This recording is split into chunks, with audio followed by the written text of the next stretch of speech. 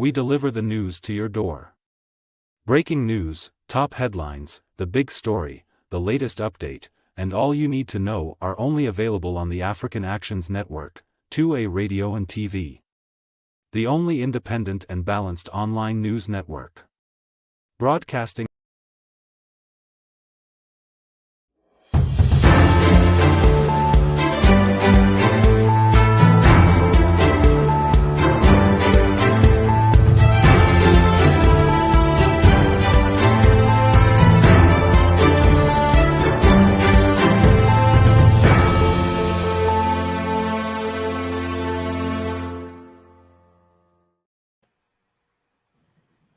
Hello and welcome to a Radio. This is the round table, and tonight we are discussing Liberia's 2023 general and presidential elections, the aspirants, the running mates, and the NEC. And tonight we have in studio some personalities, and they will be introducing themselves. So we want to start from Bejestu, and right after him, Dr. Kompu and Honorable Barney, and then Anthony Jensen. Thank you for the platform. Thank you for welcoming me. I'm just here as an independent voice for the people of Liberia to ask their hard questions and give my honest and opinions and analysis for what is going on with this election and how we are going to improve Liberia for the better. Thank you. Dr. Kompu? My name is Dr. George Gunpool.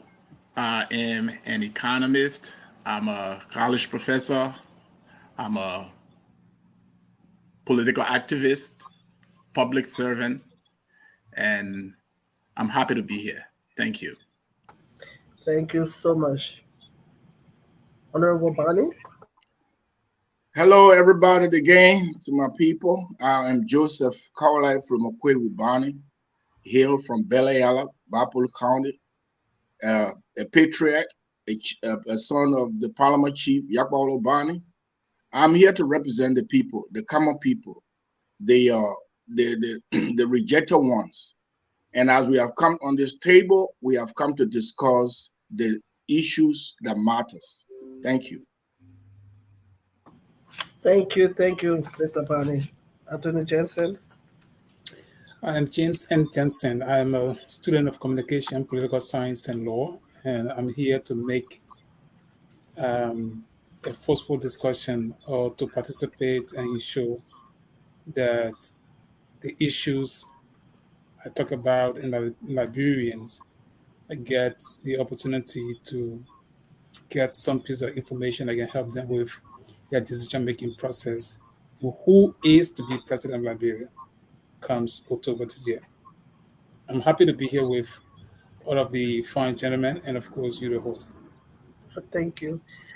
Oh, we want to say welcome to our viewers out there, wherever you are. Please do us a favor, share the broadcast, and continue with us as we go through our discussions. Tonight, we have some aspirants. Should I say aspirants or candidate, but whatever the case, they're going to let us know who they are. And I want to start with Honorable Barney. We want to know who you are. What are your qualifications, your experience in governance? Because you want to be the president, you want to take the highest position in the land. So if you must do so, let us know who you are. Well, if you talk about position in government, and that if that is the prerequisite. Okay, let me paraphrase. Not only in governance or in government, but also in community. What kind of leadership position you have held in the past that qualify you as someone that should be able to take that presidency? Well, it's not merely of my positions in various communities. I dwell a lot on what I can do for the people. You know, for instance, in Greensboro, North Carolina, as a general secretary for the community, that cannot qualify me to be a leader. But however, the experiences I have been having, the things that I've seen, the things that I know, how to organize people, how to create jobs for the people, how to eradicate some of this corruption, the stand that I have, the way that I go about dealing with my fellow men. I think that should be the most important thing. Not because I was a general secretary or I was an economics here, there. It may not coincide into what is going on in Liberia, because Liberia problem now cannot be based on your educational qualifications or what you did in the past, in other areas. So I think I am able to kind of bring change into Liberia. And that's why I took upon myself to give a weapon to the common people, the People's Party, to give it to them. So we all can now unite and fix Liberia. We know the problems. So you got to know the problems and know how to solve it. And then Thank you. you can go in. Thank you, Honorable Bonnie. We want to go to Honorable Majestu. He was also in a race, but now I think he has a strong confidence in somebody else that is in the race. So I'm not going to call name, but I want to ask a question concerning some of the people in the race. We know the contenders in the race. We know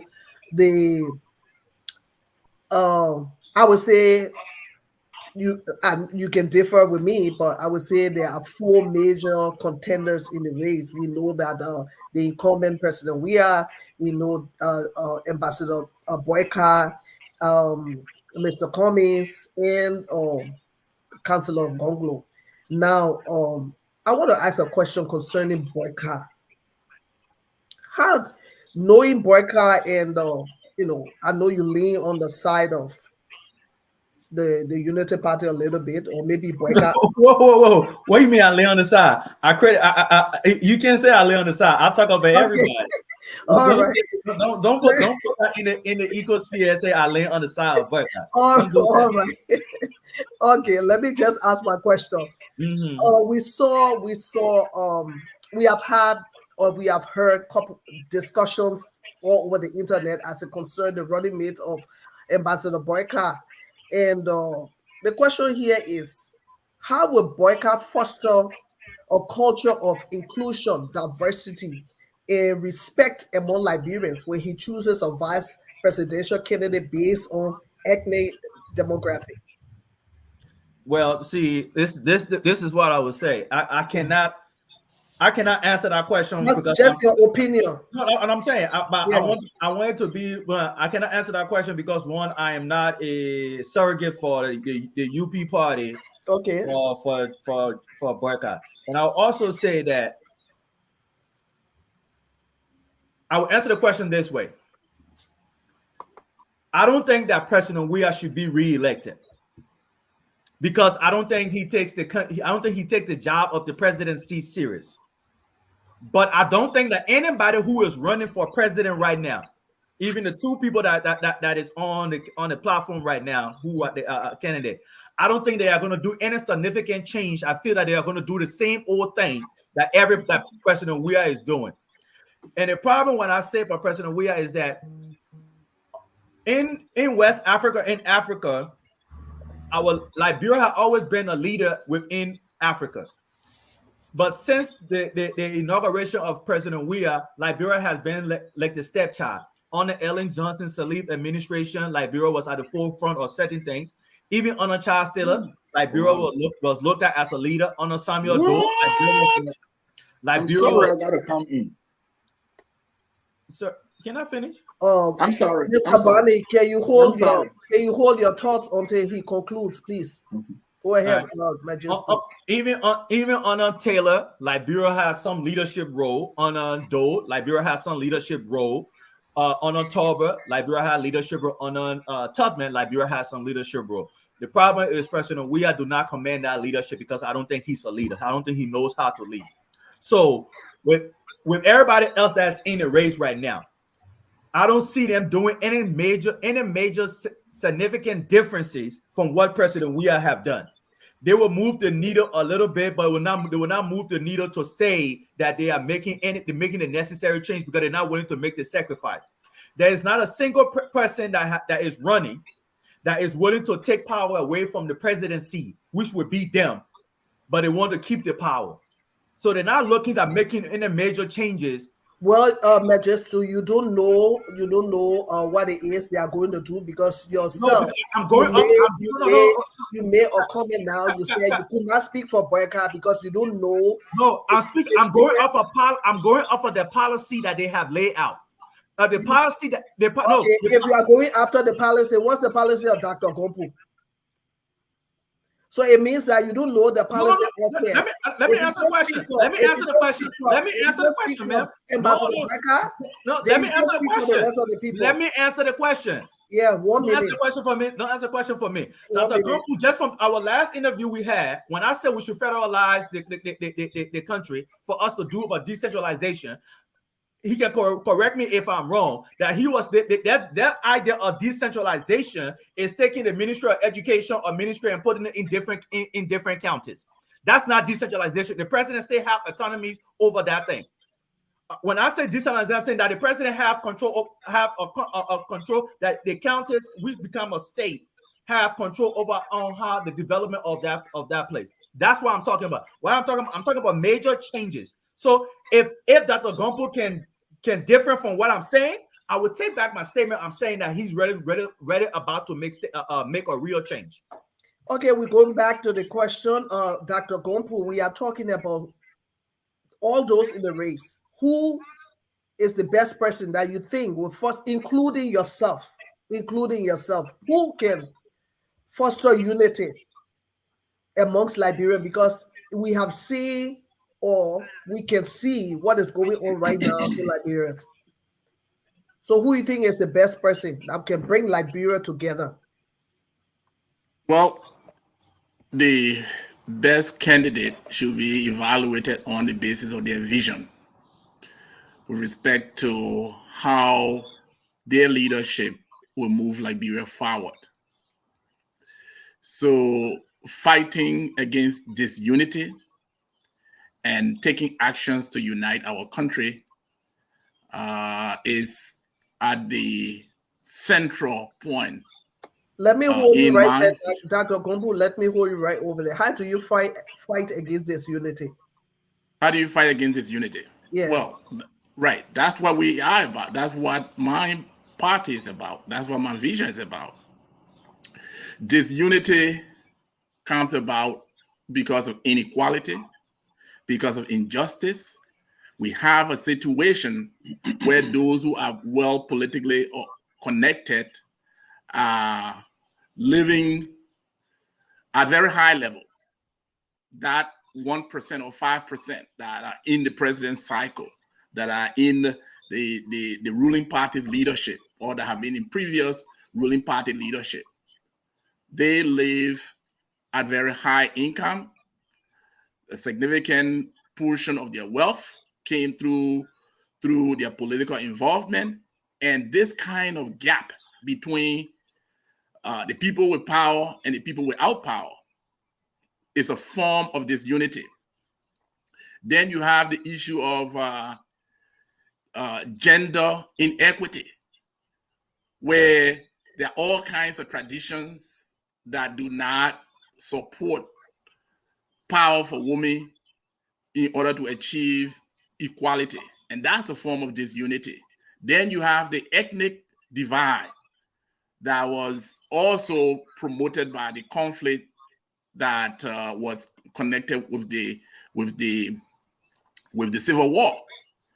So by transforming the economy and by empowering people, we help to close that inequality gap.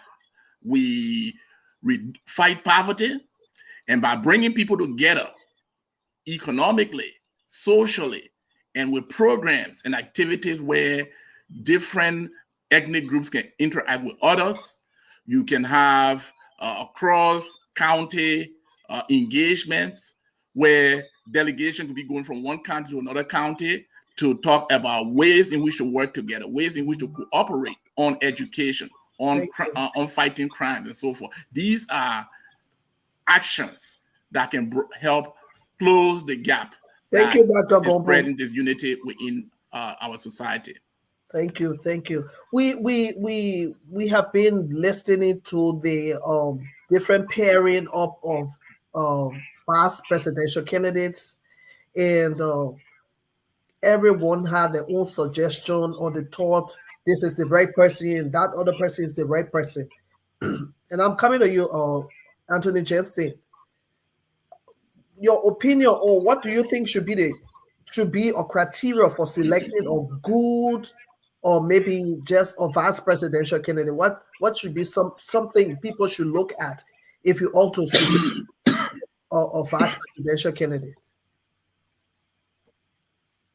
You are muted. Firstly, let me correct something here, and I think we had this similar issue last discussion, Okay. and I want to disagree respectfully with Mr. Wolokoli. I'm believing that Mr. Wolokoli is missing. I'm not too sure that he understands decentralization with federalism, and I think that's two things he's missing here, and I think we should correct that here. No, sorry. You see, Federalization, we're talking about government entities being allowed to exist in the different area or territory or counties, so that the people can feel the impact of those institutions that were created as a result of statute. Institutions that we have in Liberia, like education, agriculture, Ministry of Finance, health, and all of those institutions were not just created by any group of persons, rather the legislature. And the purpose for that is to benefit Liberians. So when we talk about decentralization, it's not a strange word, it's not unique to Mr. Wolokoli's own opinion. Decentralization exists, it can be defined. And so as such, it is not federalism. Federalism is different. To have a governor, for example, Lofa County will say, well, Lofa County must have a governor. There's a lot of strenuous process as to the U.S. constitutional law. So when you talk about federalism, my mind goes so deep to the point where I sometimes want to think whether he's understanding what that means. Liberia, Mr. Jensen, I think you don't understand. No, you keep quiet. You keep quiet. Let this man finish. No, you are too loud on the show, Mr. Wolokoli. You're not running the show. Mr. Jensen. You are not running the show. And moderator, you got to control him too. Mr. Wolokoli, you got to control this man. He always lousy and try to cut other people off. You need to allow Jensen. I think Jesse is making a very good point. I think Mr. Wolokoli, I believe in sharing of idea. I think he should have his idea. He should have reason or time to discuss that. But I just throw that in. Maybe he will respond to that. But for me, decentralization is not similar to that of federalism. Mm-hmm. For his opinion, and I'm glad that he withdrew from the race, because if that was a major platform that he had, that would have been deception to the people of Liberia. Because Liberia is not, because Liberia must become a federal country before it can get the needed development. Mm-hmm. Liberia needs leadership.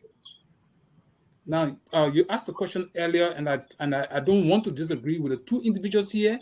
For me, I even want them to also tell us here whether or not they have registered in Liberia, because I think I overheard some of the conversation. If they have not registered, any of them have not registered to vote in Liberia, that's an issue. That we shouldn't be here at 2A Radio and calling it Aspirants. But if they have done their registration, then I think they are rightly on the way. Hence, while we agree that they are front runners, they should tell us why they should not be seen as not front runners. And I think when they are to speak, we should give them the opportunity to also discuss that aspect, so we can know their participation into election. Now, the question you asked us to vice running mate, I think I would really love to discuss, quote unquote, these four persons that you call running mate, front runners. so that I can apply elimination, the method of elimination, and tell you honestly who is, I have no voting right in Liberia right now, but my communication knowledge, my knowledge in political science and law, I can clearly tell you who is the best candidate Liberia should look for among those persons. Not necessarily that I want Liberia to be like, oh, Jesse is looking for a job. No, I don't care who becomes president of Liberia. When I say I don't care, it means I'm not setting to hide my feelings because I want job from Mr. James Barney, or I want job from that a government get elected. He thinks that Jesse can perform a job. It is up to him. He will be looking for qualified persons. A job we are getting elected, he should be looking for qualified person. A Gonglo get elected, he should be looking for qualified person. So I will not sit on any platform and pretend about this situation. Now let me say that. Having said, let me permit me. I know others will say, please give the other discussing some time to let you give me. Let me say this. With no disrespect to the two aspirants, and I say aspirant because I still believe they have their own reason why they are still in the race, even if they are not registered. But I believe the two of them have registered to contest the election. But let me say this. Liberians should, at this time, look at Tiawan Gonglo on a very serious note as being Liberia's next president. Why am I saying that? I'm not saying that. Are you a supporter of Tiawan Gonglo? I'm not saying that because I'm not. Thank you for that question. I have few criteria, and I will apply this criteria to all of these candidates. Okay. Let's talk about formation of a government. I believe Tiawan has the experience. He can form a government, and those he will name will be accountable to the government of Liberia. I'm not sure that Tiawan has individuals. No, we monitor the political terrain.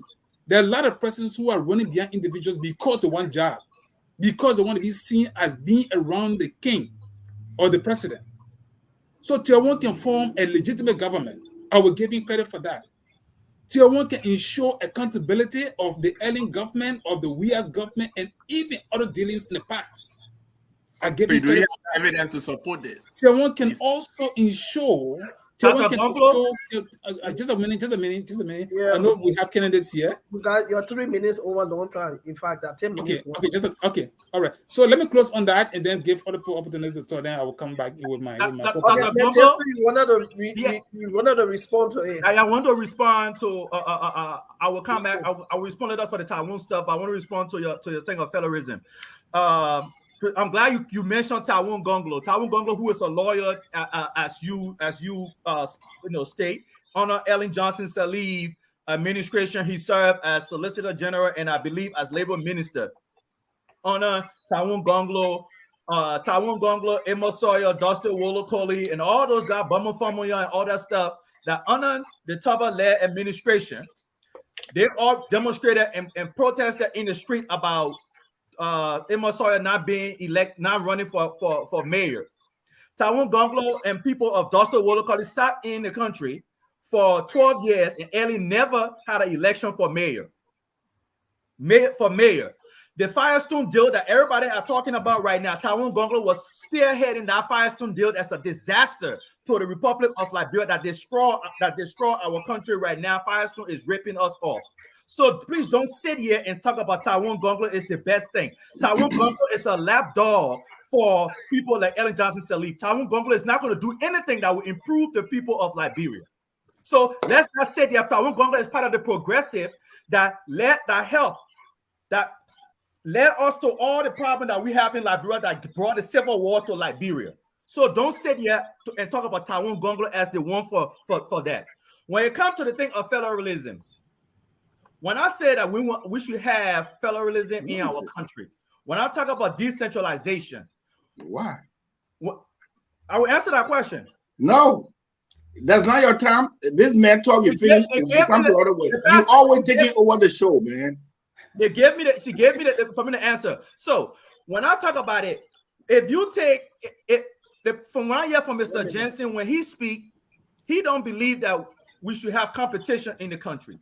When I listen, I didn't say you said. I said when you speak, I hear. This is my opinion of what you are saying. I didn't say you said it. When you speak, I hear anything. You don't believe in the people of Liberia. You don't believe in competition. You still believe in the old system. The system we have in Liberia is the same system we have had since 1847. What is the old system? The system we have right now. That we should that if you take counties, and counties are responsible for their own development, and the federal government is supplement to what it is. We will have competition. You will see the growth of Liberia.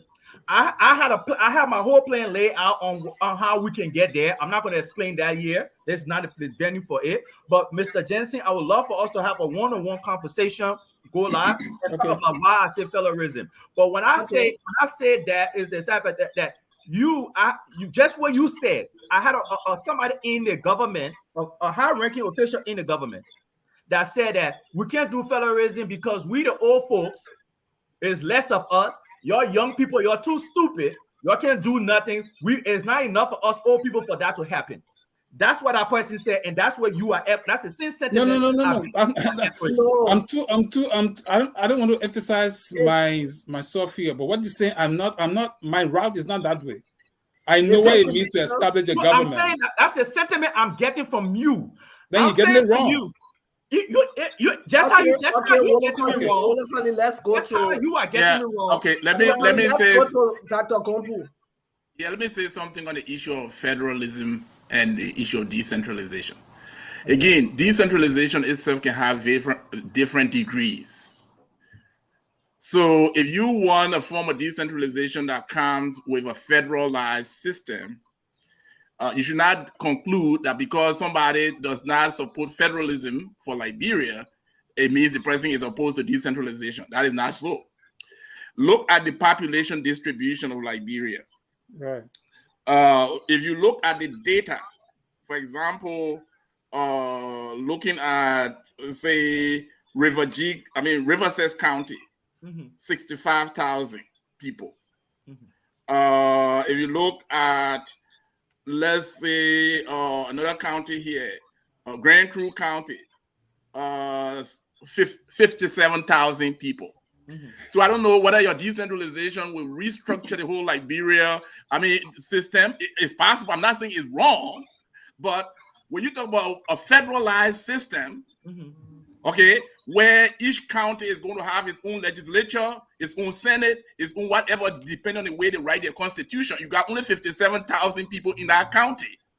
So how many people in that county? How many of the people in that county will make up the House? Will make the House of Representative, House of Senate, because they're going to do it parallel to the national government, and still be able to send representation to the federal government and have their own state government and have all the different agencies for just 57,000 people. So you're talking about a very expensive structure, because you're running a system right now where the budget is so far below the needs of the people. So if you go now and start creating more bureaucracies because you want people to be elected, and people think that, when people are elected, then they have more power, they have more say. No. What's happening? Let me finish. No. Just 1 minute for you to learn, and then we'll go back to our topic. We're not on this decentralization right now. Yeah, so basically you have to look at this thing very seriously. You're talking about a small country, and the population distribution, only few counties over there have the kind of population size that might be able to have, a state government, a state senate, have their own ministries and agencies like the state in the United States have. You're looking at these structures in the United States that are working well, and you think that we can just take this thing and copy it from a very small. Thank you so much. Like I said, you old folks. Like I said, you old folks. About old folks. It does. Okay, we'll discuss that later. I think we'll proceed with the topic of today. That is Mr. Bani gave his view on the it's about practicality. Hello.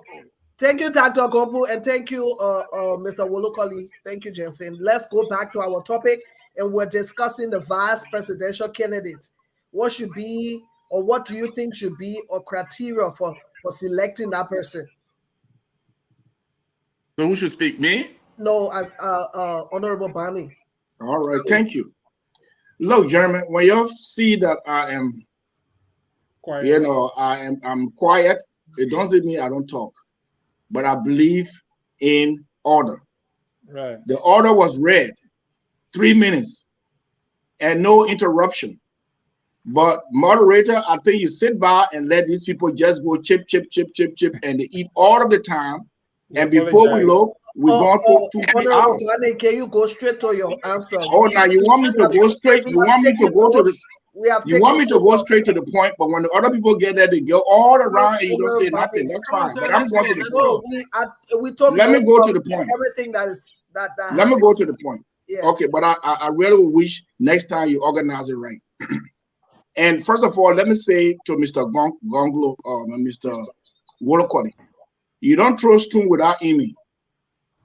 Like the writer told you, you don't know my platform. You don't know what I'm able to do. To come here to equate me with George Weah.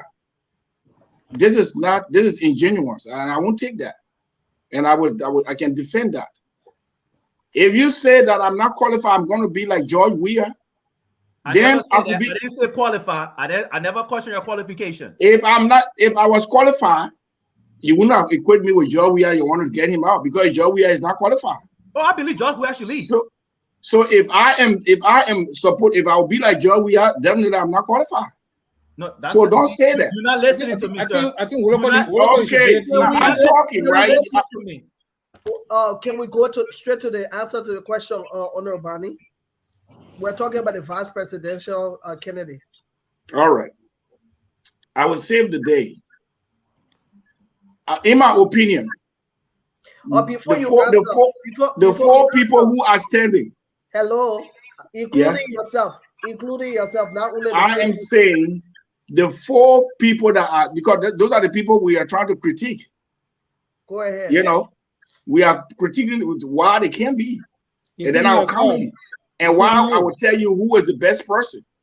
So off the back, Joseph Bane is the best for Liberia. Okay. Not the 4 people that are standing. Okay.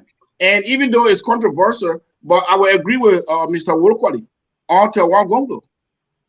Tewan Gonglo can be in no way qualified to be president of this country. Wow. With all that he did, to be one of the organizers of a rebel group, to destroy the people. Go back to the criteria that we should. That's what I'm saying. Because if the leader, vice. Okay, the vice president should be one that will agree with the people.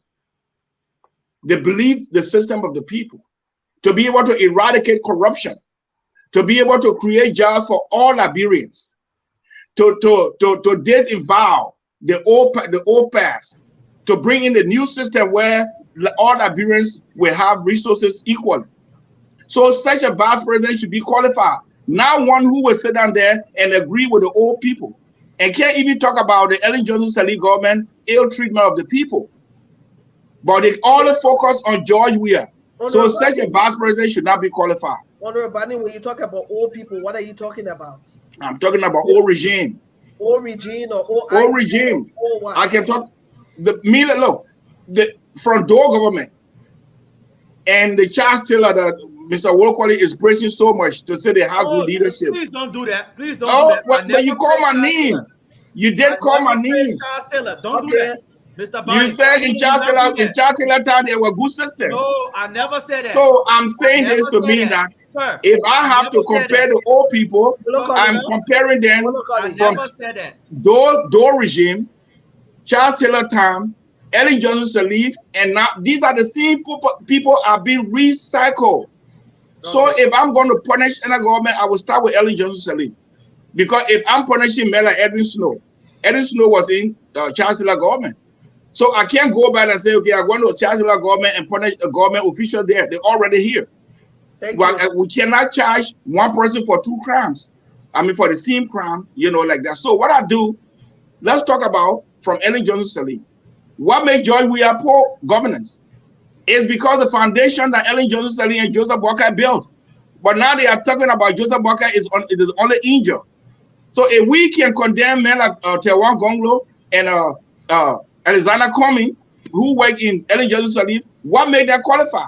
What made their vice president qualify when they are agreeing with their leaders? They are not qualified because they are not in the people's interest. Okay, thank you. Thank you. I want to welcome Honorable Chuchu Jones. He is also an aspirant. We want to know whether he still is, because we want to know if he's registered, he's still in the race. He can tell us that before he continue with the discussion. So, Honorable Jones, you are welcome. The question on the floor is that what should be the criteria for selecting a good vice presidential candidate? But before you do that, please tell us how far are you with registration and all that? Because if you should vote, or if someone should vote for you, you should be your first person voting for yourself. So. Okay, well, thank you for having me on. It's a pleasure here to be with all these distinguished men. It's always an honor to discuss Liberian issue and share my own views. I am in a race. I intend to be in this race. And everything is being done to make that possible through the election commissioner.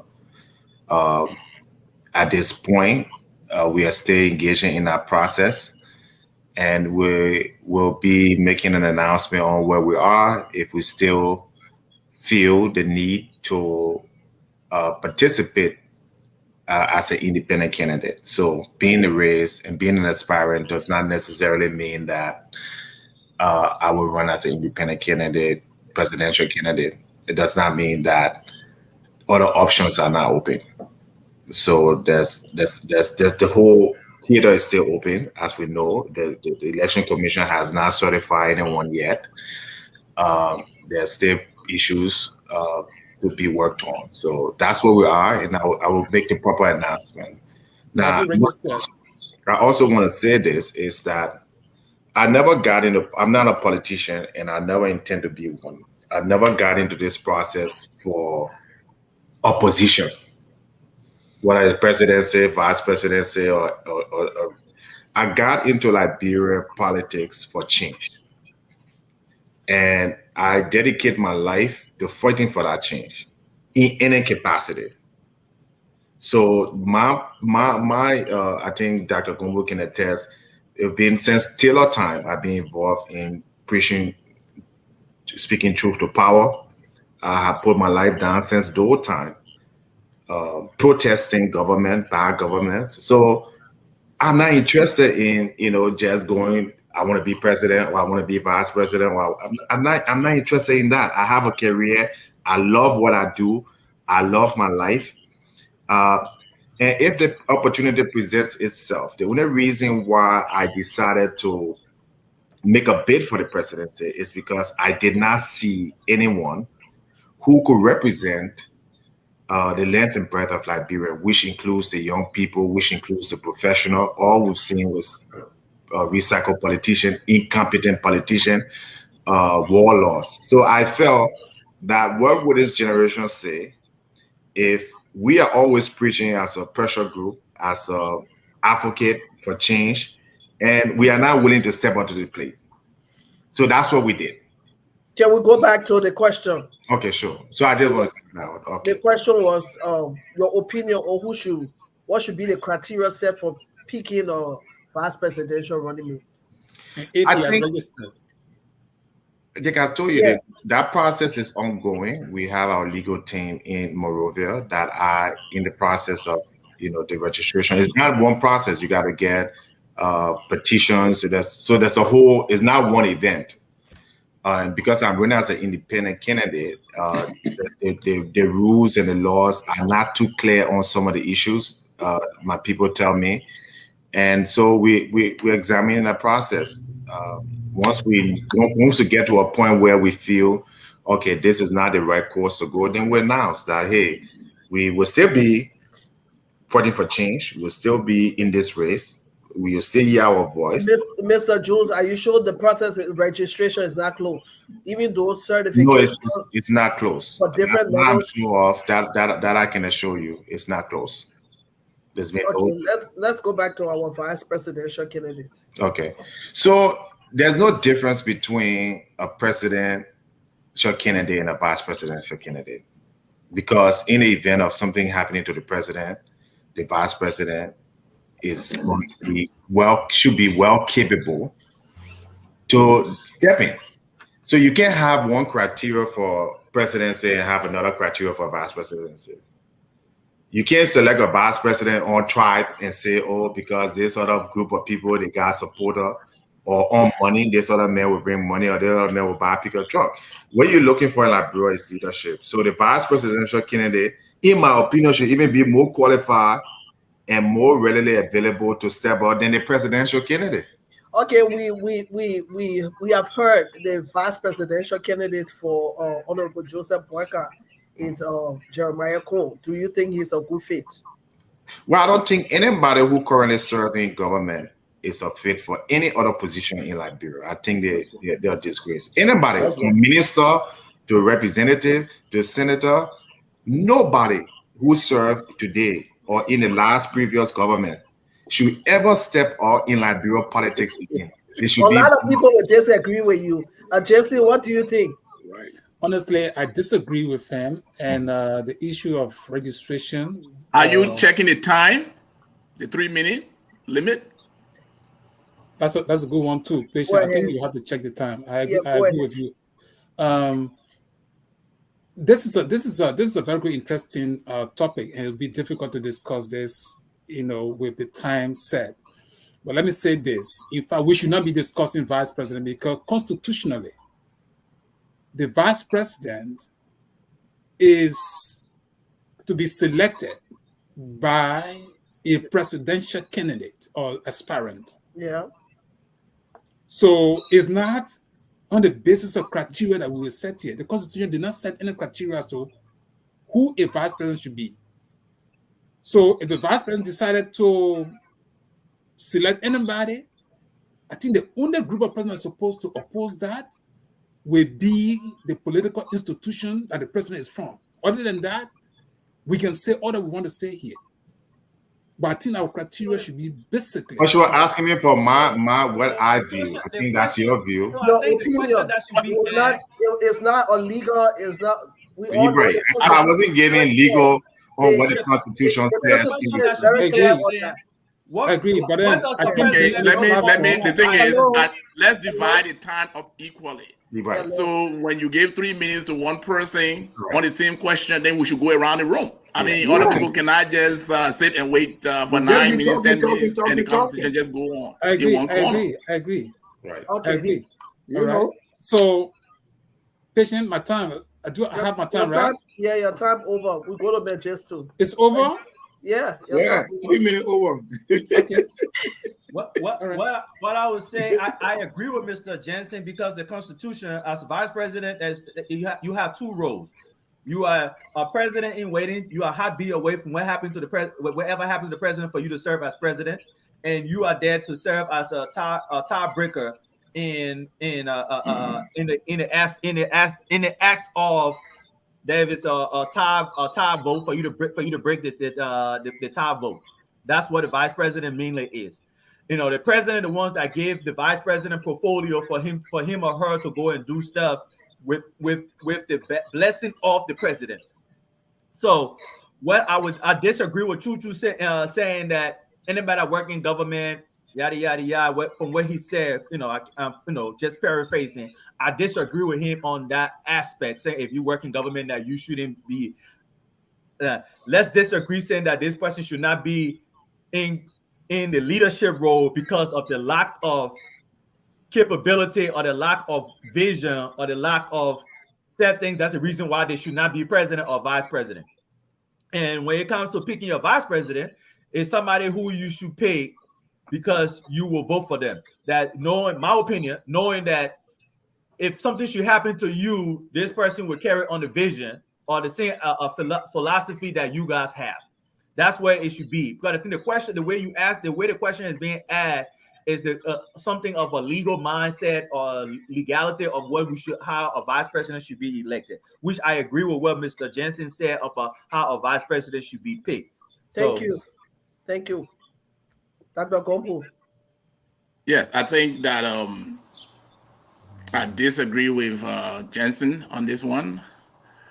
I think the law does not prescribe the certain requirements for vice presidency. However, the choice of a vice president is, to me, the first most significant decision that a presidential candidate makes for his country. Because the vice president is a heartbeat away from the presidency, as the American people say. The president could go to sleep today and not wake up. That vice president takes over the nation. Exactly. So the choice of a vice president is a reflection of the vision of that presidential candidate, because that vice president should be assisting that president. So the choice of a person in terms of their capability, their readiness, will reflect patriotism in terms of putting your nation first, bringing on someone who can lead this nation at any time, any hour. So, I mean, of course, it is not illegal to select a Zogo as your vice running mate as long as he's 35 years old or older. But if you select a Zogo, that should be a reflection of the way you make judgment. That should be a reflection of the amount of love you have for your country. And that should influence people's decision to vote for you or not vote for you. And I think that's where the question is going. So it's not about the legality of the president having the right to pick anybody you want to pick. Thank you, Dr. But Pompo. Look at the choice. Thank you. Oh, well, we want to talk a little bit about NEC. There being a lot of noise here and there concerning NEC's credibility. What do you think? We start with Dr. Honorable Bani. Thank you. You call me doctor. That's fine. Well, I've dealt with NEC on a personal issue. I mean, on a personal basis, dealt with some of them. I mean, hierarchy. As far as I'm concerned with what's going on, my only qualms over here is this electronic thing they are bringing, that they did not educate the people, the common people, not even know how to do it. Not even, they didn't have good, how's the count of the people, I was present when I went to do my registration. That machine went off, I think 3 or 4 different times. And we had to sit by, just waiting in our place there. So this machine that they brought, that's the only problem I have with NEC. And number 2, NEC is sitting now, lay down the rules that election time, campaign time is not yet, but to see people in the street running here and there, chanting campaign slogan, and they're not doing anything about it.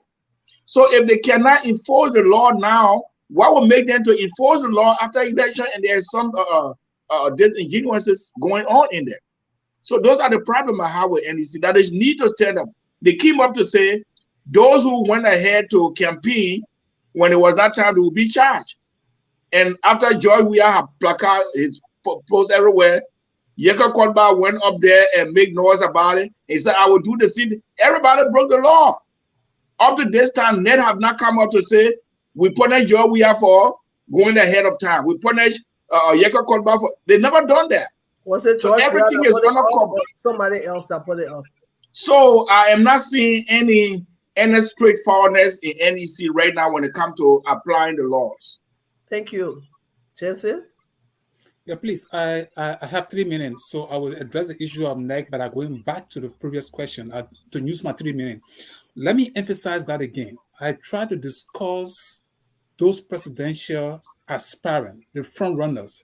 Yeah. And as a student of communication, it's not fair to sit here and just discuss one person. The audience will think like I'm pushing the line of one person. So that is what I want to come back to that. Now I got 3 minutes. I'm watching my time. I spoke about Gonglo. Why I thought Gonglo could be the best, the number 1 person. I also want to emphasize the importance of Cummings. I don't know Cummings very well, all right? But I think the reason why the CPP did not hold was because there were some folks within the CPP that intended to use their usual way, the political usual way people want to influence the power that be. And I think that was not allowed. I think Cummings is key. He has the sense of the financial sense of accountability. The only thing I would differ with Cummings and Gonglo, or why I prefer Gonglo over Cummings, will be that I'm not sure whether Cummings can pick up those audit reports and prosecute people like Madam Salih, like the Joseph Boakai, or those who serve in the previous government and even the current government. That is my concern for Cummings. But I think Cummings can form the basis of my argument. Cummings can form a very good government. He will name people who will not speak to his face or will dictate to him. And that's one reason I believe somehow in Cummings. That's why I put Cummings in number 2. For Joseph Boakai, I have the budget before me here. Joseph Boakai earned $2 million, nothing less than $2 million every year for the 12 years. So by my reasoning, Joseph Boakai had a little more than $13 million for the period served under Madam Salih. There are some issues that when I look today, I took my time, went back to the 2017 budget.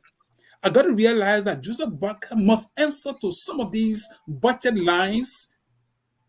The budget is a source document that auditors in the future will have to use. Now, how can anyone question a president for past dealings? It's a charade. If anybody think that Joseph Boakai is going to audit Madam Salih, he will not do that. He will not do it. He will not.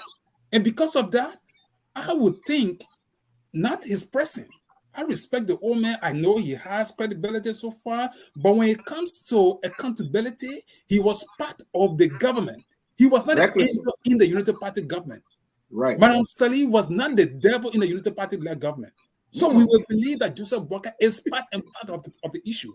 He was a Kolba. Okay. Sorry. Excuse me. He was the Kolba. He was the Kolba. His audit report that are on the shelf at the legislature, whether they will be picked up by Joseph Boakai if he were able to become president.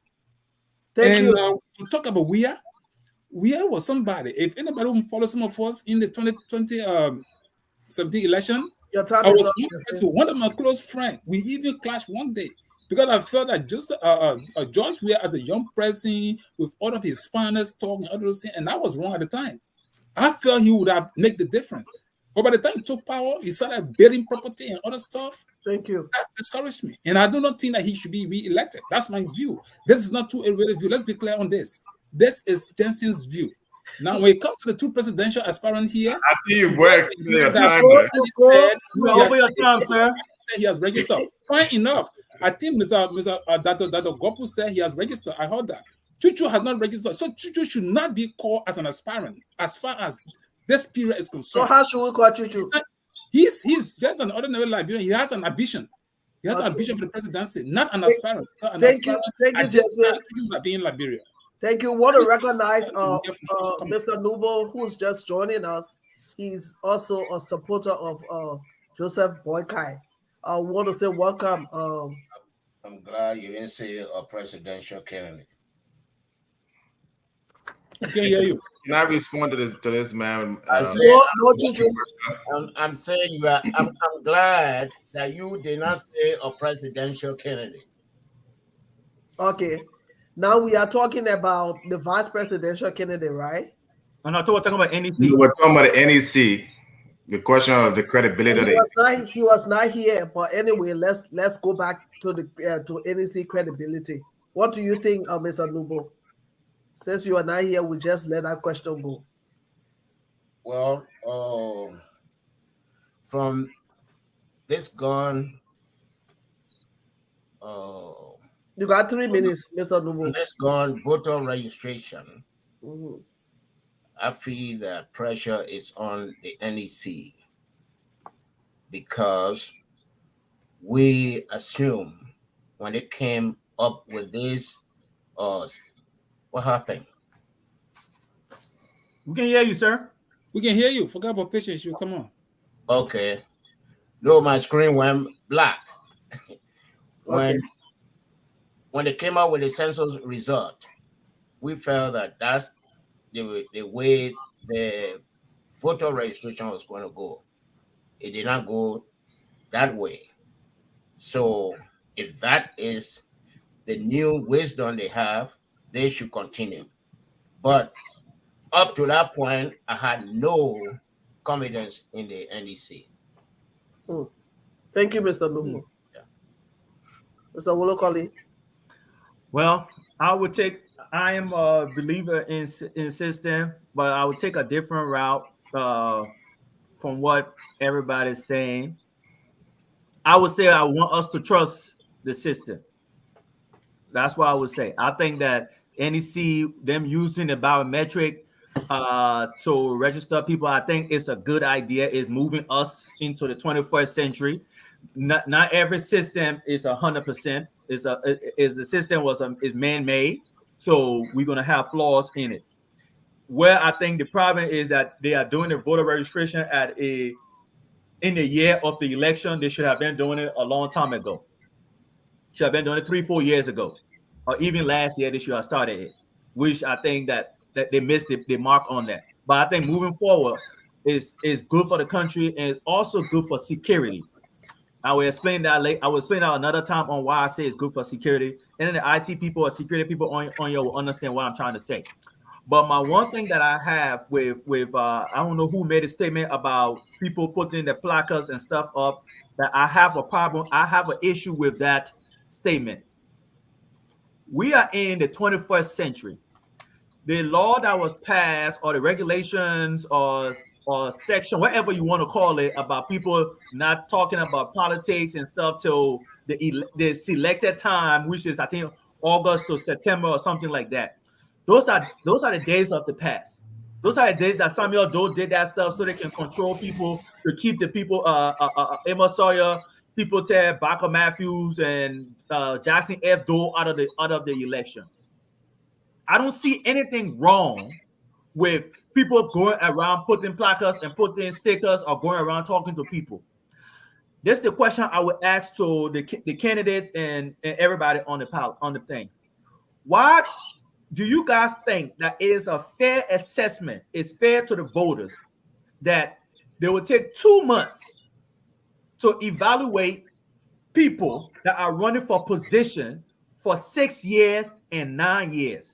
Do you think that's a fair assessment that it would be fair to the voters that the people should only campaign for 2 months or less than 2 months for a position or a job that they are going to hold for 6 years and 9 years?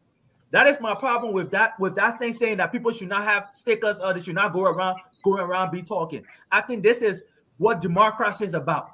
Make people more involved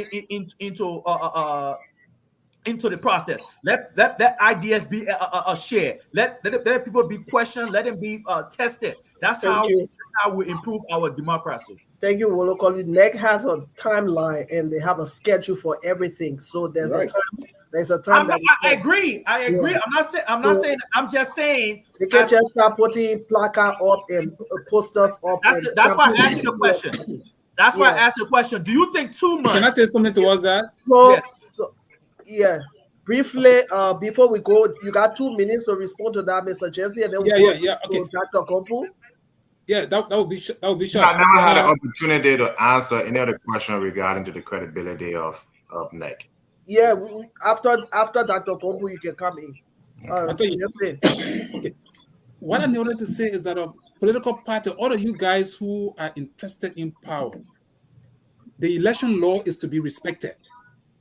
Whether it's correct or not, it is your obligation to call on the National Elections Commission, to call on the legislature to amend the electoral laws. If you did not do that and there's timetable set, it must be respected. If it's 2 months to election, there must be campaign. Anything outside of that, those who do it, they are dead respecters of the law. Okay, thank you. Dr. Kompo. Yeah, I think I agree with Wolukoli on that. The fact here is that for a country that is so diverse and is so difficult to navigate due to infrastructure issue, making a campaign period to be compressed into only 60 days doesn't make a lot of sense. And the issue of finding people guilty because they are making presentation is actually going on. But then they're basically saying that, oh, you can make the presentation, but just don't say vote for me. What difference does it really make? So I think the campaign period should be much longer. It's true, Mr. Jensen, we have to obey the election law, but it doesn't mean the laws cannot be critiqued. Okay, so basically what he's doing is basically saying that if this regulation, this rule is not something that is helpful to our process of democratizing the country. And I think that's a fair game. You can even critique the Supreme Court. So, but with respect to credibility, I think the Election Commission is trying. They are highly bureaucratic, but there are good intentions there. There are good people there. But because of the bureaucracy and the way the whole thing is set up, I think they're spending too much of the country money on elections, and they are ignoring so many needs of the country. So we're now going into billions of dollars on elections, and the country is getting worse. So what's the purpose of, what's the benefit? We got to look at activities in terms of outcomes. So we're spending all this money. When you look at it, the way in which they're even doing the whole voter registration process, they're registering the same person over and over and over. Why can't you create a database and then you just register new voters? You clean up the database from election period to election period. Why should you, every period, you want to re-register Ellen Johnson Sirleaf, re-register Prince Johnson, re-register people you already know, you already got your data. Then you just ask for millions of dollars to go re-register the whole country. Thank you. Does it make a lot of sense? Thank you, Dr. Kompo. You want to respond to this very question, Mr. Jones? Yeah. And I want to respond to Mr. You got 2 minutes. Well, I didn't address the NEC question, so I think I have my 3 minutes, right? I was never asked to my view on that. I think everybody would. So okay. Yeah, go ahead. Okay. So first of all, in an election commission that is solely appointed by the president has no credibility. We've seen it in the past during the PRC government, even during the early administration. It makes no sense to say that the election commission that is being fraught with corruption, including even the election commissioner, that will have the credibility of a national election. So I don't buy that. Secondly, like Dr. Kompo said, the amount of money that we spend on election, if we were spending that money on democracy, on education, that will be a better country. But what I think many of you guys miss, that which is very dangerous for our country, is your think democracy is an event where election, this man get elected, they may get elected, they may some presidential. No, my brother. A democracy is a continuous process of education. It's a continuous process of holding people accountability. All right. So if any of you guys think that I'm not one of the most significant person in this race, whether I run for president or not, you are living under a rock. Because I can tell you that people in Liberia, in the hundreds, if not in the thousands of thousands, that if I tell them do not go and vote, they're not going to vote. And I probably may do that if the election continues to be fought with bad processes where young people as 12 years old, got voting card. Why would I waste my time, money, or encourage anyone to go into a process to vote for nothing but suffering and more suffering? Let me give 2 minutes. So, I got 1 minute. I think. So I am leading a major political movement. I am leading a major pressure group. You will continue to see Alex Jones. You will continue to hear him. He will continue to write. he will continue to evoke change. Like I told you guys before, I didn't come into this race for power. I came into this race for change. And going back to your comments you talk about, these are people who run political democratic organizations that don't even hold primaries, that have no competitors. And you are telling me in that Cummings that has so badly ran the ANC, got a bunch of CDC, ABBA, Tokwa, and all these disjointed people. That's the man you have a faith in to run Liberia. You got to think twice. Thank you. As demonstrated no political leadership. Thank you. Cummings is part of the problem. Cummings was involved in corruption with a concession agreement, and so is Boyka. He was part of the problem, and none of these people have any moral grounds, and the young people do not believe in them, and they will not support them. Thank you. Honorable Bonnie, you wanted to say something? I want to talk about this election or this campaign thing. Yes, I agree with Mr. Wolokwali. You know, that 2 months or 3 months, even or 4 months, 5 months, with the deplorable condition we have in our country is not enough for the people to know their presidential candidate. I think NEC should either give at least 6 months for campaigning. You know, not just 2-3 months, if not 1 year, because we have 6 years. So with the 6 years should be given to presidential candidate to run their campaign. And on what Jensen said, I agree with him too. On the placarding or going ahead of time. Yes, we know that people should campaign far enough. But if NEC lay down the route, we are coming to the Liberian people to say we are the right people. We are the one who will obey law and order.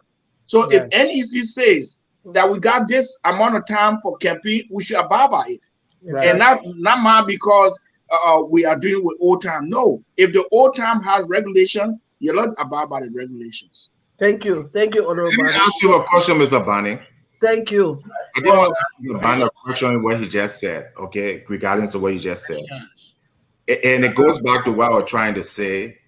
Every individual who wants to... Only 1 minute, Chuchu. 1 minute. Just 1 minute. I just want to develop the question. What makes you think that to sell yourself to the Liberian people, okay, for the people to know that Mr. Bani is a good man, he stood up for truth, he held people accountable, that you got to wait for 2 months before election? And I think that's what most candidates do. The people, if the people don't know you, if your constituent don't know you in Liberia, you're waiting for 2 months to campaign, then you missed the boat. You should have been campaigning 5 years ago. You should have been involved in the issue 5 years ago. Like Alice. This is what I just said, Mr. Chuchu. I just said it. I said, at least let it give us a year. I mean, they got 5 years to rule. The 5 years to lead the country. I'm saying the 6 years should be given to aspirant to run their campaign. Thank you. Not just 4 or 5 months. Thank you. Mr. Nuba, you wanted to say something? Yeah, I want to say something. You got 2 minutes. Okay. No, it has to be more than 2 minutes. You have given 7. That's 6 minutes. Mr. Nuba, give your time. I got 6 minutes. This man can't change the rules. You don't follow the rules. You got 2 minutes.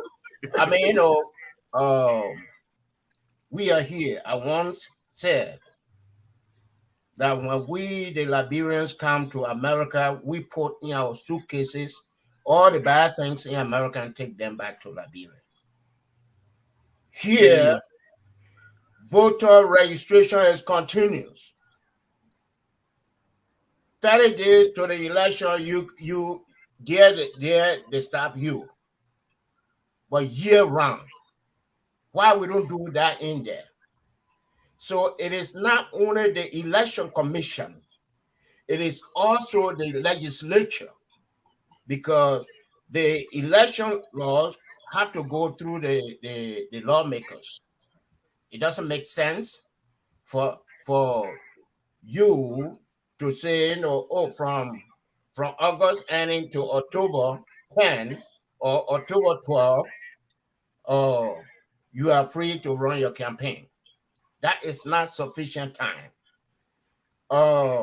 Somebody praised the biometric voting or voter registration. I raised the flag during the registration. that the system is not interconnected. I remember that. Yes, you can go to the place here, register, and go to another place, and that's why they have no duplicate voters. Liberian people did not pay attention. I also said that I know people going online to enter their information and they get a barcode and take it to the voting center was very risky. And that happened. And actually, we are now going to do biometric voting the same way we used to vote. That's how we vote on October. Okay, let me.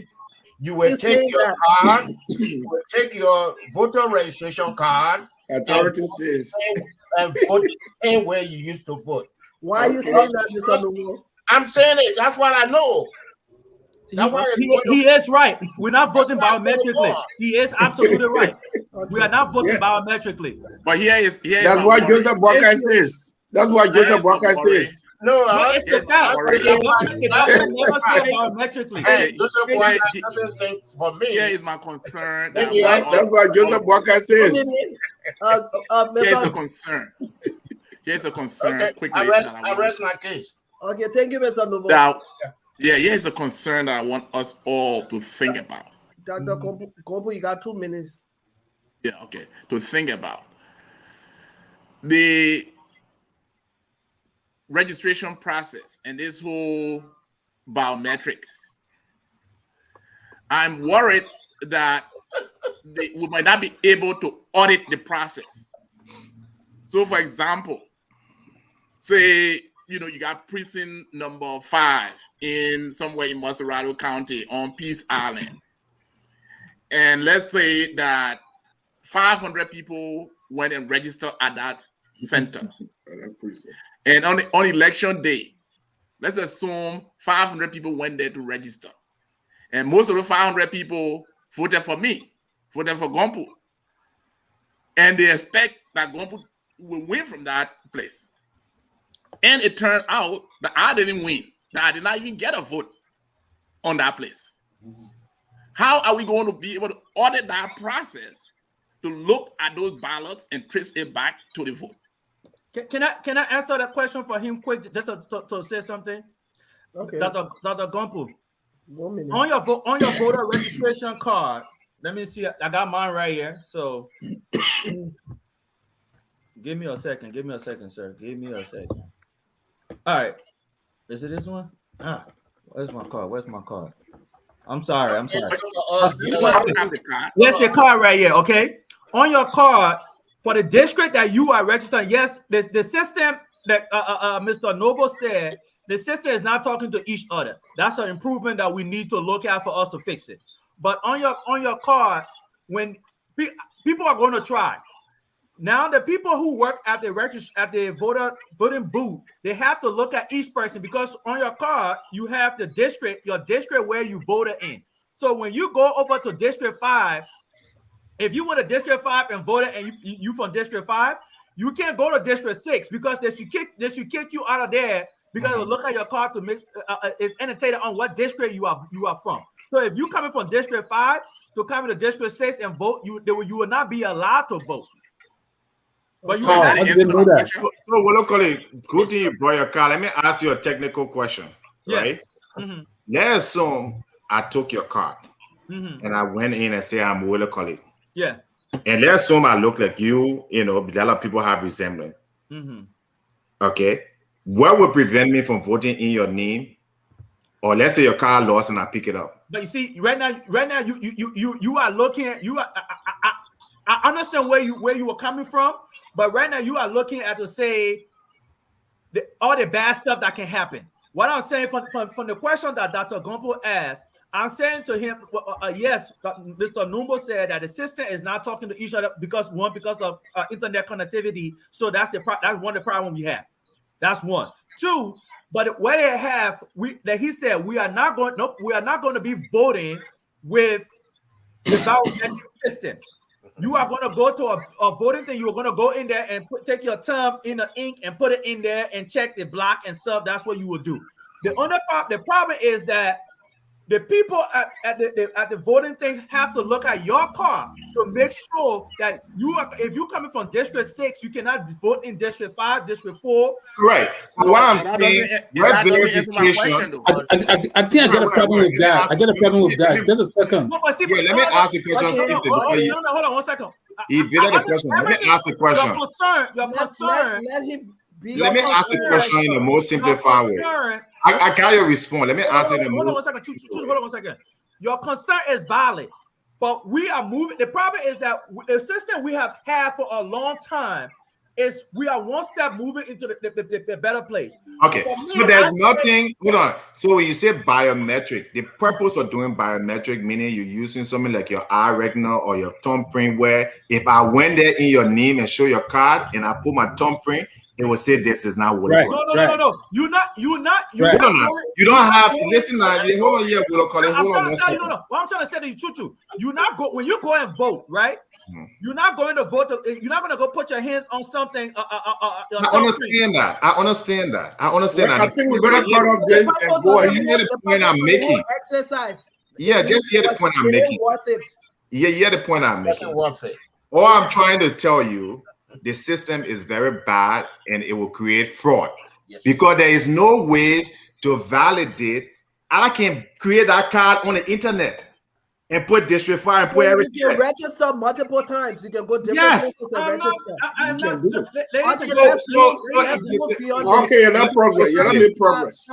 Yeah, hold on. Let me get close with this. All I'm trying to say here is that with the money that people spend, they could have had a database that can interlink where if you in any country, as soon as you vote, you will tell the central system locally has already voted. Yes.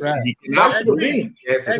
That's why you need biometric. Like here, when you use your US passport, when you enter it in the system or your ID card. We got the whole thing. Thank you so much. Agree. We are closing on ink pad. Not digital no equipment. Correct. You need a digital equipment. You the whole thing we used to do, you put it I agree. That's right. I do not disagree with you guys. And what Mr. Wolokoli, we're moving beyond the biometric system. Hold on, please. Mr. Nubo. Mr. Wolokoli. Let me talk, please, because go ahead. We can't keep going back and forth. Let's stay here a little bit. The last election. Yeah. Election Commission was calling. Let's say George Noah go to vote, and George Noah does not have a voter registration card. The Election Commission will call the precinct, say he is on our list, even though he is not on your list. You allow him to vote. That will happen. Okay. Hopefully it don't happen. We are closing. No, before closing, can I say something? I think the discussion. Before you talk, Jesse, we want to talk to the electors, the people that will be voting. You must have a word for them because there's so much going on. People are trucking people are taking money, somebody call it cash violence. People are taking money, people are taking rice and t-shirts. They just want something they can grab to be able to sell their vote. We need to start passing the message on to these people that this is not only about voting for a period of just a day. This is far beyond, today. You are voting for the next 6 years, or maybe for the next, you're voting for senators, so maybe the next 9 years, you are voting these people into power. So it should be more than that. You should know, you should be very conscious about what you are doing and the implication it's going to have on your life. But go ahead, Jesse, then we can start. Just on this is a very important issue, and I like all of the discussion on surrounding it, because the result of election is the purpose for which all these things we are discussing today. So if the result of election will be tampered with, or whatever process, there'll be a problem. Mr. Nomo said something before, and he just said it, and we all should take that very seriously. Wolokoli also raised a point, and even Chuchu said something. There was no need to do biometric voter registration if you were not going to use the data. Now, if like you said, you get a voter registration card, the biometric registration is not being used. You go to District 1, you voted. What was stopping from going to District 10 in another county and vote at the same time? When the system is not talking to one another. the paper they have in Montserrat, they will not have the same paper in River G or whatever. You can take car and go to Bomb. You can take car and go to... Mr. Jensen. Mr. Willocoli, please don't talk across the floor right now. We are almost so that is my concern. And I think we probably have to, those who are in the process, like that Gopo, I think he did registration, Bannon did registration, Willocoli is proving to all he did registration. I think we need to also, because this is, even if we're advising the people, this is one issue that could backfire, that could create problem for election result. Because you have the data for the biometric and you're doing voting differently from the system. Thank you. So in terms of audit, which document you're going to, the auditor sitting now over there, John no more. In terms of audit, which document you're going to use? Which data you're going to use? Why would you spend millions of dollars for biometric and you're not going to use the system? Yeah, I think it's less likely. The government didn't want to pay for it. Yeah, I think I would expect that would be less likely. So to advise the people, look, Liberians will have to listen. Like you said, patient, voting is just one day event. Individual voting will just take maybe 10, 15 minutes. Or probably 30 minutes, no matter how long you're going to take. But the important issue is 6 years of their living. Of course. So this election is important. Okay. Even as we said that we have only discussed the candidates, or not candidate, the aspirants. If the election commission certificate them, the Liberian people will have to look at them individually based on all of these things we're talking around here. Thank you, If James Bannon is the best president to be, thank you. I trust Jim Banny, honestly. The way he talks, James Banny is systematic. And I respect him for that. Thank you. And the Gopo, I respect him. The only problem with these people, like, even the I'm talking about, the problem with these people is that they have not reached the Liberian people enough. I think Jim Banny himself will agree with that. Thank you. They're not going to cross Liberian to we want to take our closing statements. We want to take our closing statement now. Problem with which people? And now the Gopo, we one of those I get problem with because and Jesse, I have to mute you though. Thank you very much. Okay. Yeah. All right. I have to mute you. We are closing. Right. So we're going to you're going to be talking to the electors. At the same time, it's going to be your closing statement. And you got only 2 minutes. I got my 2 minutes. 2 minutes, only 2 minutes. And please do not interrupt the next person when they're talking and then lay. But in your 2 minutes, if you want to respond to them in your 2 minutes, you can do so. Close it with with the person, with that person that you want to respond to. You can use your 2 minutes for that person. So we want to start with Honorable Barney. Thank you. Well, ladies and gentlemen, I have very limited time to talk to you. I would have talked about other issues, so your voting system. These people who are wasting money here and there to buy vote, that alone is corruption by itself. This is why they are fighting for political power. They go in there and steal the money and steal the worth and keep it for the next time. That's what happened to George. That's what happened not just George Weah. And with everybody putting mouth on George Weah, he is not the only devil in the bush. And even the electors, we that are going to vote, some of you, every one of you, most of you are corrupt. In that you're holding money, because that was the question asked me, Mr. Barney, what you get for me? Something got to be in my stomach before I go. Those kind of behavior need to stop, or else Liberia will never be the Liberia we want. That's a good point. We asking people for money before they vote. That alone is corruption.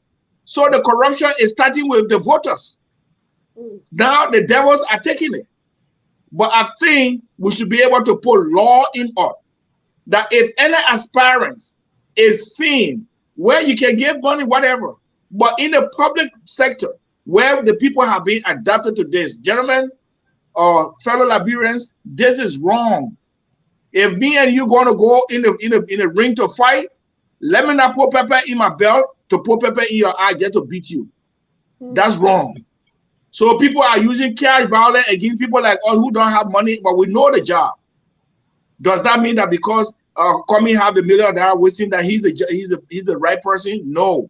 When you give them the power, they are going to take the money from the government and put back to the same money they gave you. Thank you. As a result, the corruption will continue. So let's tap this. Thank you. Dr. Kompu. I want to thank you for this chance of being invited to your platform. And I want to also thank the listening audience for giving us their time. And I want to call on all of you to rethink the way you assess presidential candidates. Leadership is important for our development. Leadership is important for our security. Leadership is important for our health. Leadership is important for our solidarity. And it's time to try a new model. We cannot give up on Liberia and say, let's go back to 12 years of failure. Liberia should not be treated like a soccer ball that should just be kicked between two teams. It's time to look outside the traditional political parties, to look at new political movement like my movement. We have a clear vision on the economy. We have a clear vision on the financial system so that we reform it to ensure that people who work for government and have retired are not living in the abject poverty that they're living in. To ensure that you cannot be working and still be poor. To ensure that Liberia can not only be food self-sufficient, but we have a huge potential which should be tapped for us to become a net food exporter. And to not only fight, but defeat the war on corruption. We, the ADML, under my leadership, is not only giving you a laundry list, but we have a comprehensive plan to not just prosecute people, but to also prevent corrupt people from entering government. So thank you for giving me this chance. I'm sure I will have another opportunity again to address you. Thank you, Dr. Kompu. I have 10 seconds from my time to ask. No question. Yeah, you're using 10 seconds of his stuff. Ask you a question. I came late. Okay. There is no excuse for that. But I want to know who Mr. Bani is and who Mr. Wolokoli is.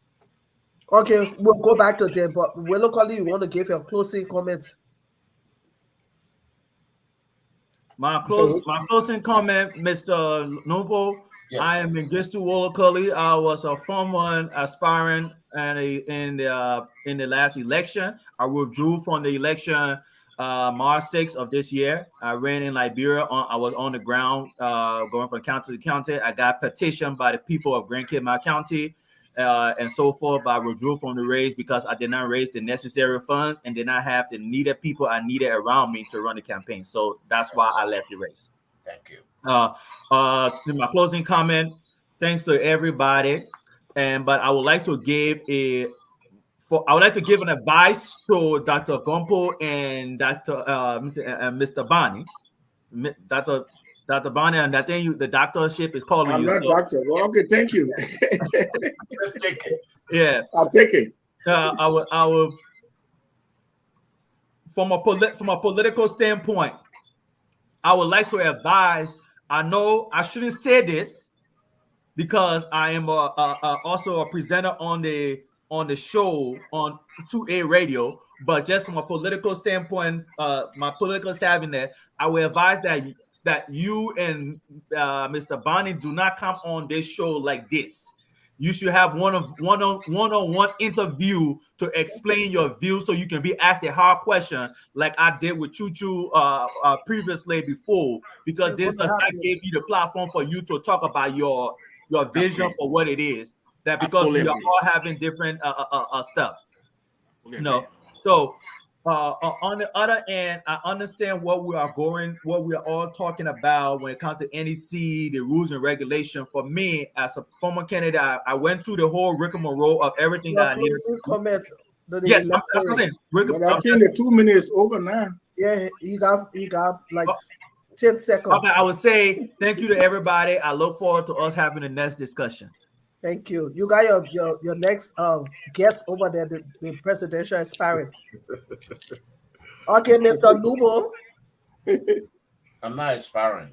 No, not you. I was talking about Dr. Kompu and Honorable Bani. Okay. Bunny is aspiring. Oh, Yes. okay, yeah. I can talk? No, you don't. Okay. It's on me now.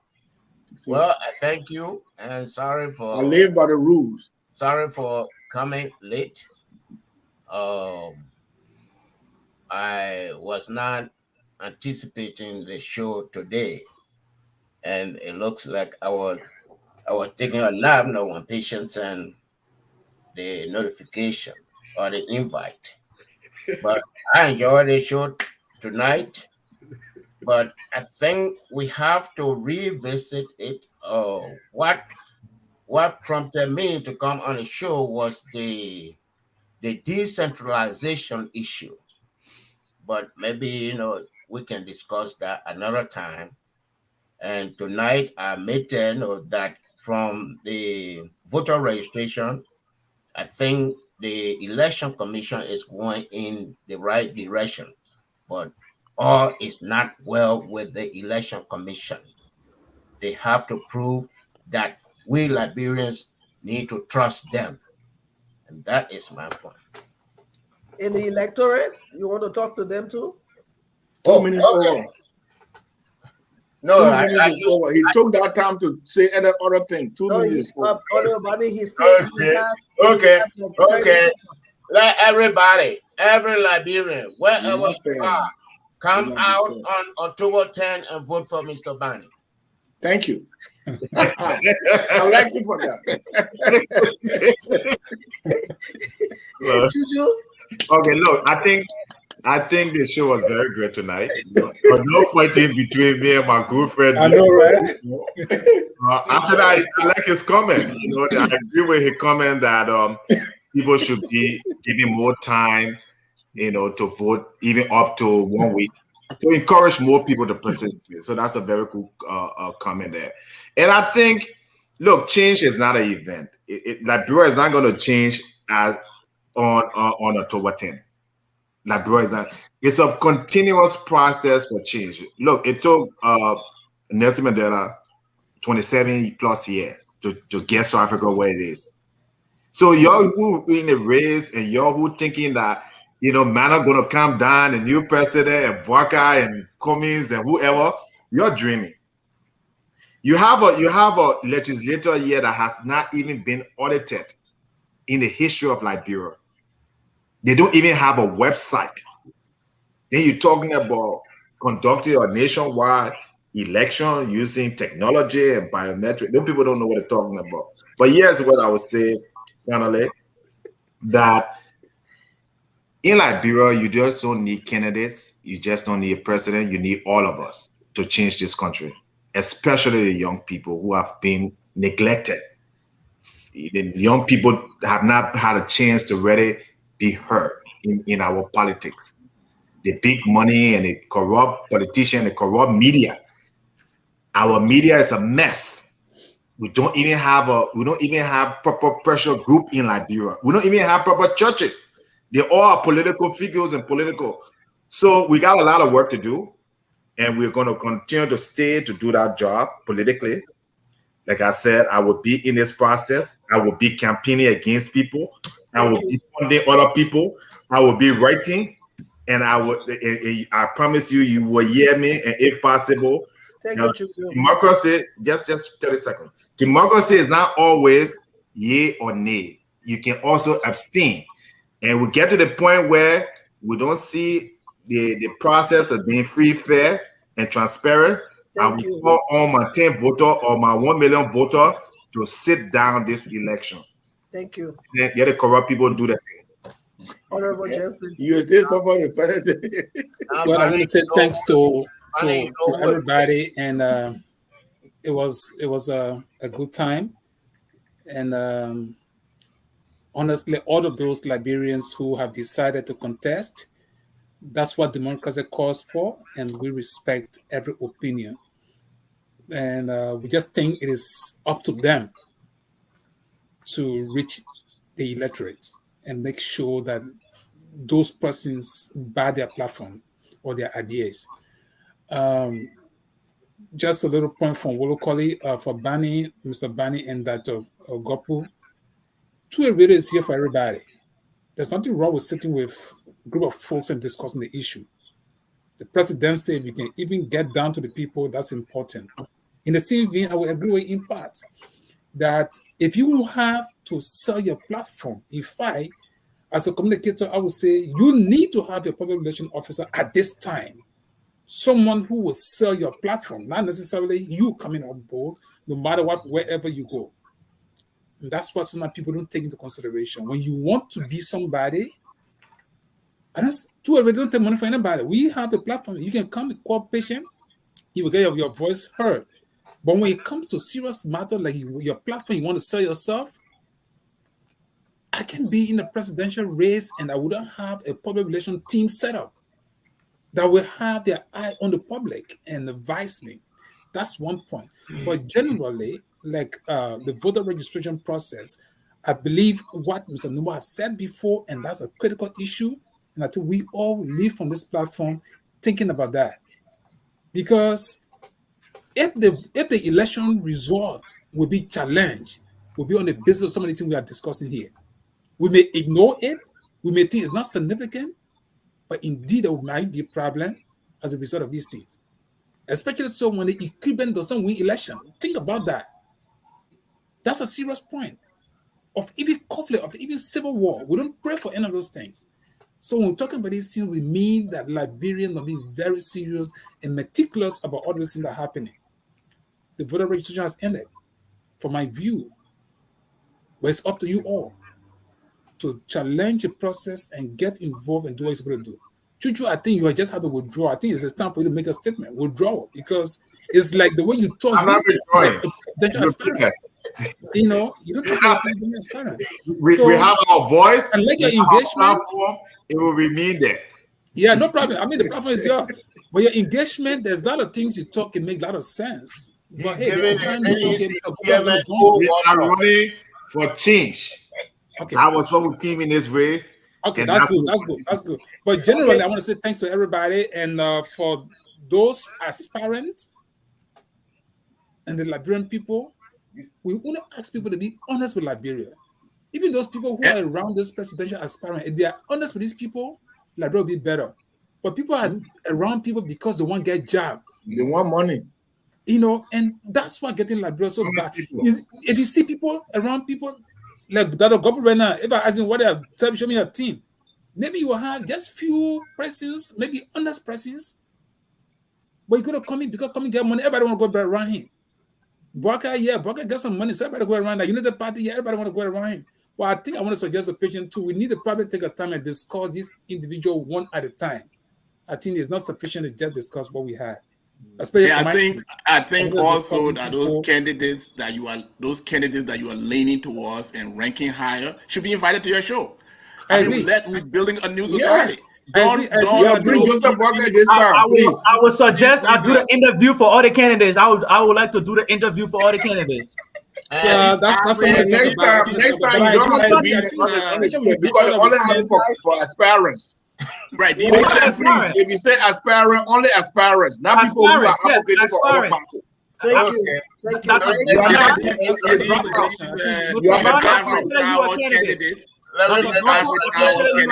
I relate to ordinary. If you're advocating for Joseph Walker, let Joseph Walker can talk for himself. I remember my suggestion too.